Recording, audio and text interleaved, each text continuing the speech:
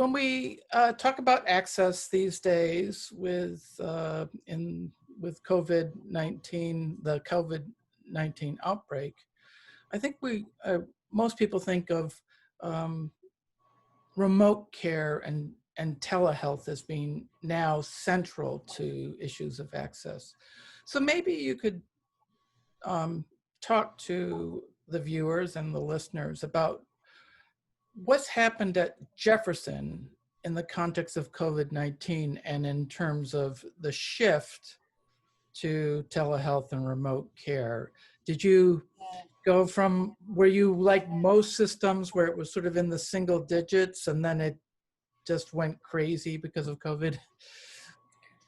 No, we were actually able to pivot very quickly because we were always scheduling telehealth visits.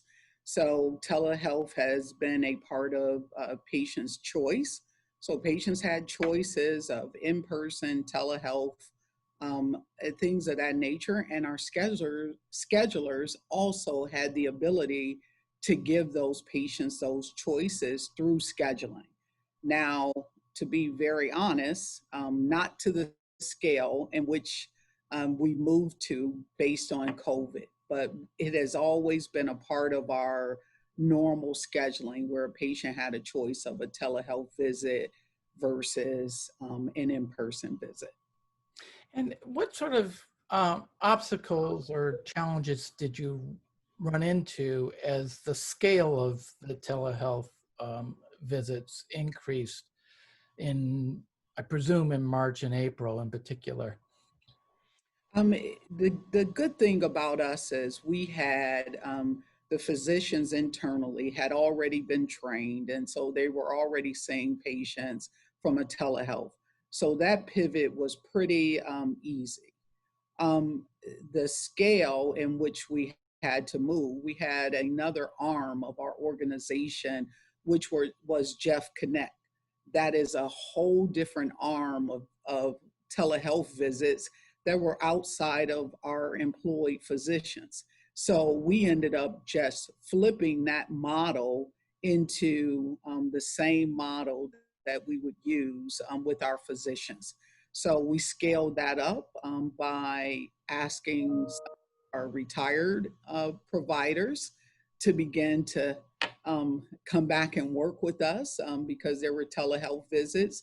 And so we moved in that direction. Emeritus, retired, all of those physicians that were a part of our organization, we reached out to them and then we scaled up using that other Jeff Connect arm, which our patients could schedule through that prior without even speaking to us on our website. So we just had to really scale that up pretty quickly. And has it tapered off in the last few weeks? So there was a surge and now you're sort of seeing maybe the sort of back end of a slope? We're actually seeing both. We decided very early to identify those patients that we had to really make sure that we didn't lose them in this pandemic or in the COVID-19 ramp up phases. We had to make sure they were high risk. We had to make sure we had our touch with them. So we often say we never closed. We never had to really scale back. We just had to change the way in which we were operating. So we found those patients, made sure we touched them, those that had to come in. So we decided early there were a specific number of patients that had to be seen face to face. And so we had to make sure that those patients felt safe enough to get to us and that our operations were safe and that they could come to us. So we spent a great deal of understanding the patient's fears and things of that nature and making sure we addressed them so we didn't lose those patients. But other than that, some of the patients that were scheduled because of, we had to stop elective surgeries. That's because of requirements, not, we were forced to do that. So we kept a handle on those patients and actually went through and said, which ones could wait, truly wait, and which one of the other patients that could not wait, or we would have a different type of um, safety event or health event. So we kind of went through like a command center and going through these processes with a patient safety mindset, like keeping them safe and not losing them because of the shifts in telehealth and in person. So it was pretty intense in the beginning, trying to make sure that we kept our pulse on those patients. And I think one issue with telehealth is that the payers haven't necessarily reimbursed for those visits. But I believe mid-March, CMS changed its policy. I believe private payers followed suit.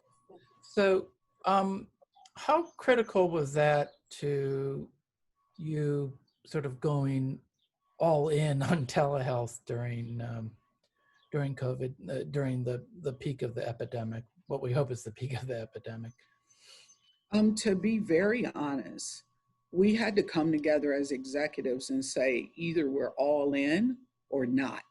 So, and let me explain that. Being all in, we had to not just look at it from just that single view of being revenue generating. We knew that the implications were there where we potentially could not get paid. And so we had to make those types of decisions very early to say, we're here for this specific reason, and that's to care for patients and care for people. And we had to make a decision to say that's our guiding principle or our North Star. So Right. before we look at the revenue, let's make sure we have that as a North Star. And I think that allowed us to guide how we do business from a humanity perspective versus us not being reimbursed. And of course, we know this is a business. So we did keep our pulse on that, keeping those patient visits within our EMR actually with a identifier. So if they waiting to see if there would be some changes. And so because we kept them with that identifier and we didn't allow them to be billed to see if something would come from that, once those changes were made, we were able to drop those charges fairly quickly.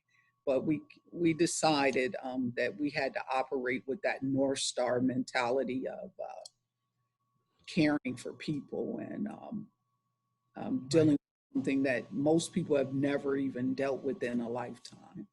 So is there a shift going on in your thinking and maybe what you're doing at Jefferson? So you're now making sort of workforce and maybe some, purchasing and equipment decisions.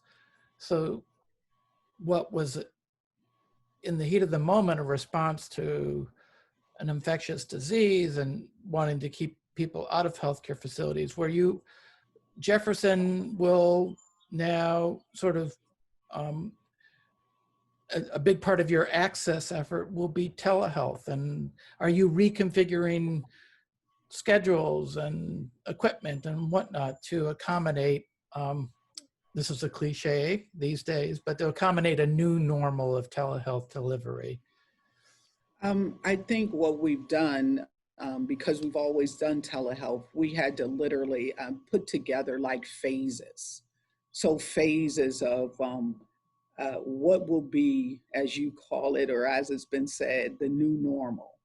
So what will that look like versus in-house or inpatient visits? And I can tell you, we're probably we're in phase 2 now. So phase 1, to ramp up. We probably were doing about 75% of all of our patient appointments online. So telehealth visits outside of those, and those other 25% were those diagnostic type of, or patients with high comorbidities and things of that nature that we had to have our hands on and see.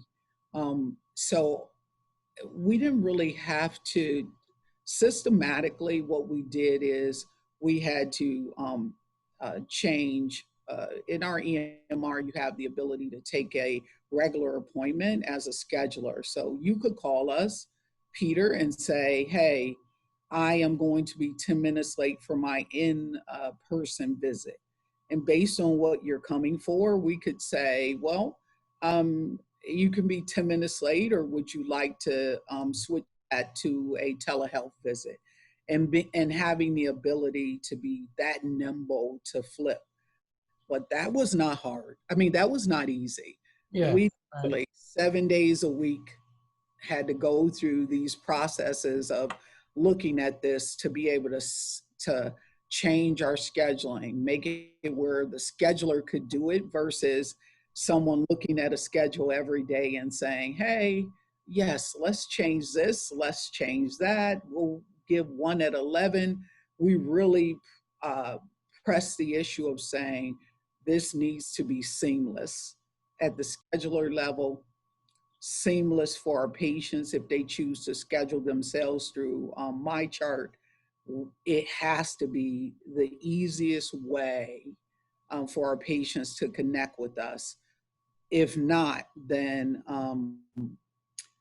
people already have angst, and we would be adding to that angst. So we had to really look at this from a patient-centric viewpoint.